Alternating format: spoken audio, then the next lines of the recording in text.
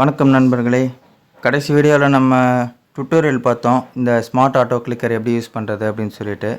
இப்போ இதில் இருக்கிற ஹிடன் ஃபீச்சர்ஸ், ஓகேவா, உங்களுக்கு மேக்ஸிமம் தெரியாத ஒரு ஃபீச்சர்ஸ் என்ன இருக்குது அப்படின்றத பார்க்கலாம். இப்போது இந்த ஆப்பை இப்படி லாங் ப்ரெஸ் பண்ணால் விட்கெட் அப்படின்னு வருதா, அதை அப்படி கிளிக் பண்ணிங்கன்னா ஆட் கேட்கும்.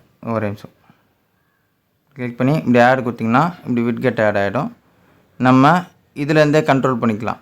அதாவது இப்போ நான் மாஸ்டர் கண்ட்ரோல் ஆன் பண்ணுறேன் அப்படின்னா உள்ளே போனால் மாஸ்டர் கண்ட்ரோல் ஆனில் இருக்கும்.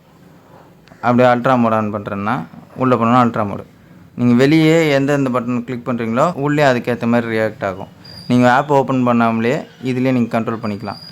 சில பேருக்கு என் ஃபோனில் இப்படி லாங் ப்ரெஸ் பண்ணால் விட்கெட்டுன்னு வருது.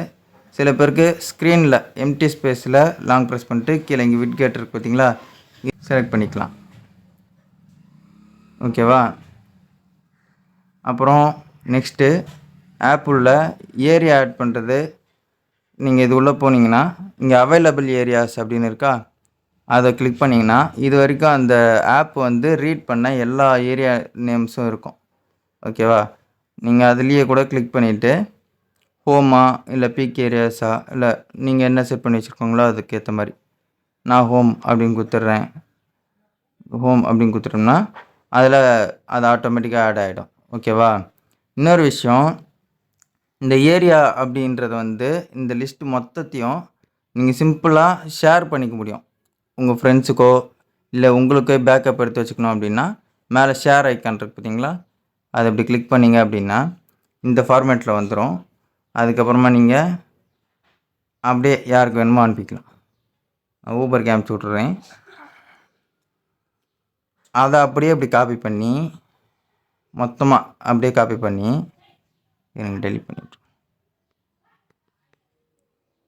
நம்ம ஆப்பில் சும்மா எக்ஸாம்பிளுக்கு உங்களுக்கு சொல்லி காட்டுறேன். பீக் ஏரியாஸில் அதை நீங்கள் இப்படி போட்டு மொத்தமாக காப்பி பண்ணதை அப்படியே போட்டு ஆட் பண்ணுறீங்க அப்படின்னா மொத்தமாக ஆட் ஆகிடும். ஓகேவா. நீங்கள் ஒன்று ஒன்றா டைப் பண்ணணும், ஒன்று ஒன்றா ப்ளஸ் பண்ணணும் அப்படின்னு அவசியம் இல்லை. மொத்தமாக இந்த மாதிரி ஆட் பண்ணிட்டு தேவையில்லாததை கட் பண்ணிக்கலாம், இந்த மாதிரி டெலிட் பண்ணிக்கலாம். அது மட்டும் இல்லாமல் இதில் ஆஃப் கூட பண்ணி வச்சுக்கலாம். ஒவ்வொரு ஏரியாஸும் இண்டிவிஜுவலாக கூட ஆஃப் பண்ணி வச்சுக்கலாம்.